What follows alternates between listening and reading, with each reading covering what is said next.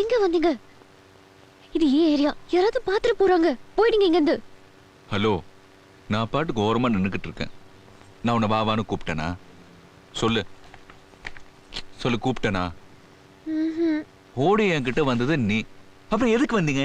ஏன் வந்தீங்கன்னு கேட்டா அது நான் எதுக்காக வந்திருக்கேன்? என்ன கன்ஃபியூஸ் பண்ண பாக்காதீங்க. நீங்க என்னதான் பார்க்க வந்தீங்க?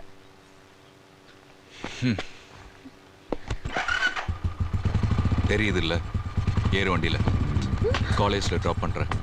விளையாடுறீங்களா?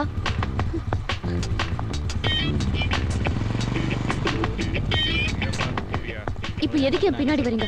ப்ளீஸ் போங்க. ஏதாவது பிரச்சனை அப்போ நீ வண்டியில உட்கார மாட்ட. சரி, தக்காளி 1 கிலோ போடு.